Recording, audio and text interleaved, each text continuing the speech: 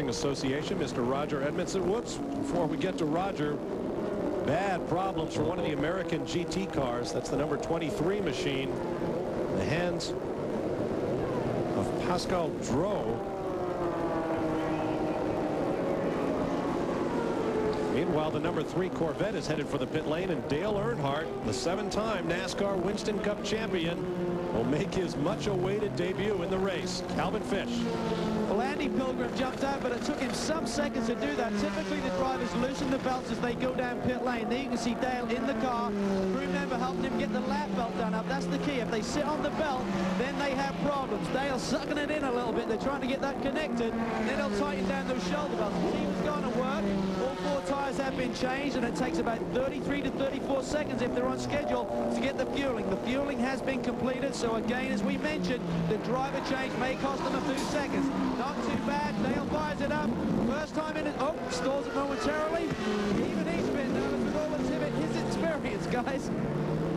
We're going to have a full course caution for absolute sure.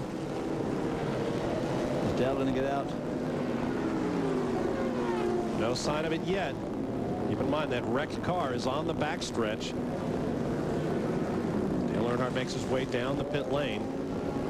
One of the American GT cars had suffered heavy front end damage, and now it comes out. We are under a full course caution as Earnhardt makes his way back onto the racetrack.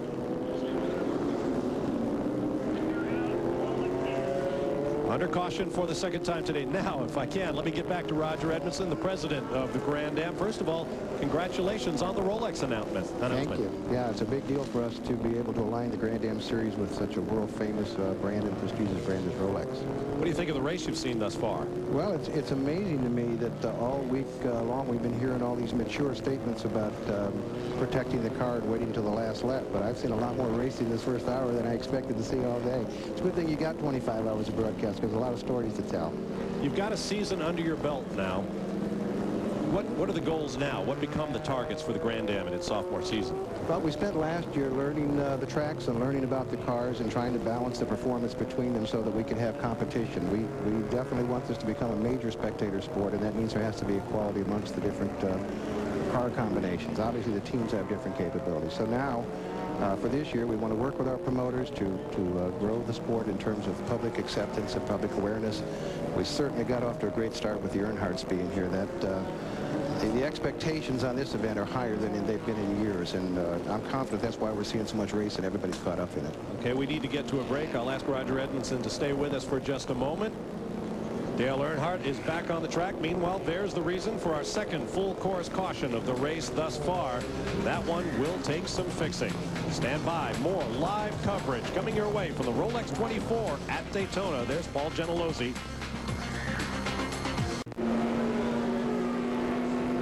Watching history, folks, there is Dale Earnhardt at the wheel of a sports car driving at the Rolex 24 and doing a great job of it because the rain has started to fall harder and he is on dry weather tires. Now here's a guy who has spent his entire life racing stock cars, never goes out in the wet, and here with slicks on the car he is passing people right and left.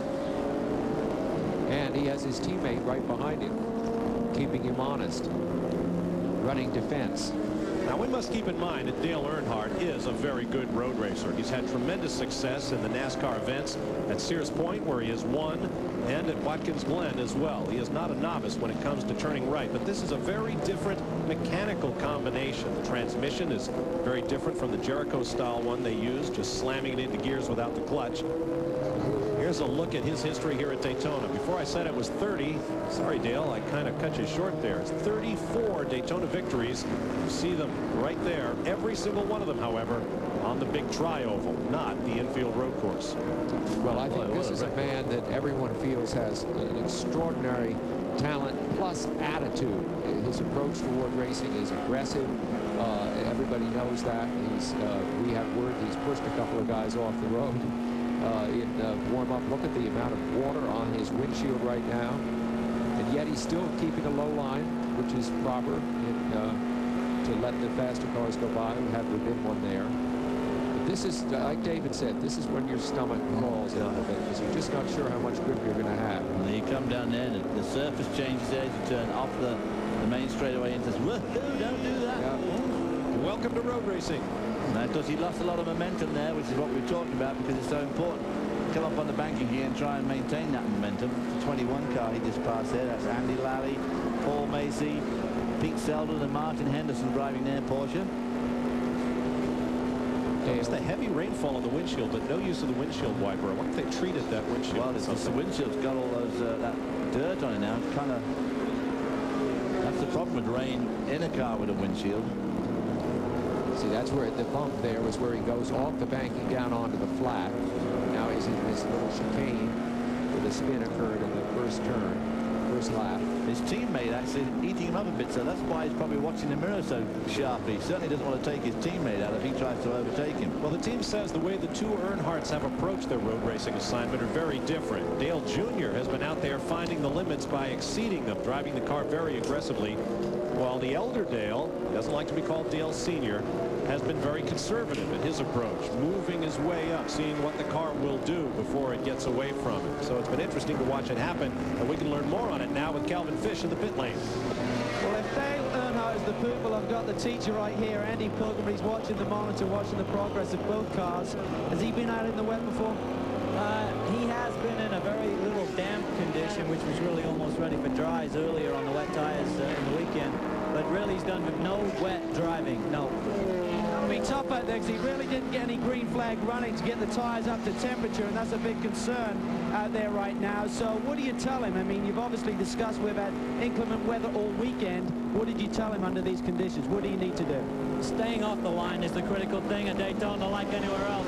The banking is fine. You can go flat around the banking in the wet with the good rain tires. It's not a problem. The Goodyears work real well. Stay off the white paint. Stay off any of the paint. It's a good thing to do.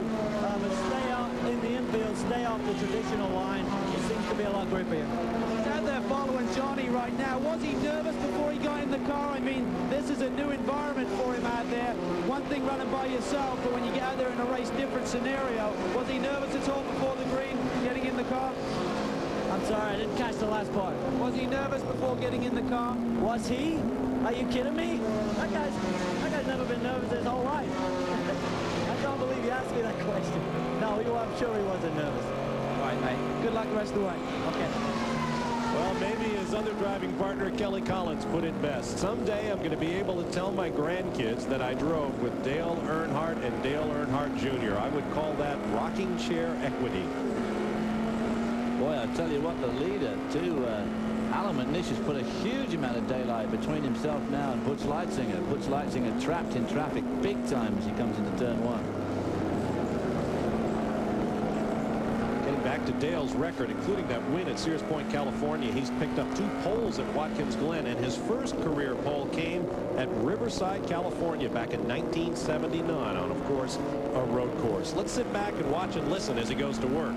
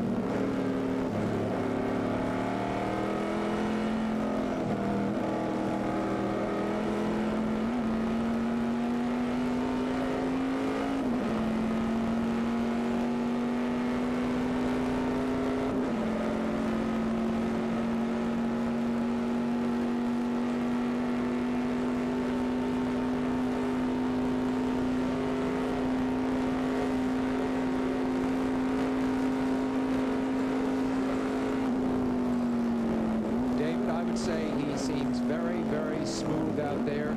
He's got the look of a long-distance racer. He's already thinking way ahead. He's not engaged in trivial little battles. Here's the Celine car. Ooh, left rear. Left destroyed.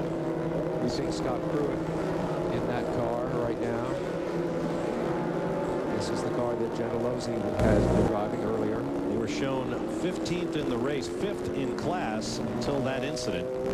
Well, there is Dale continuing on his way. He does look incredibly relaxed behind the wheel, doesn't he?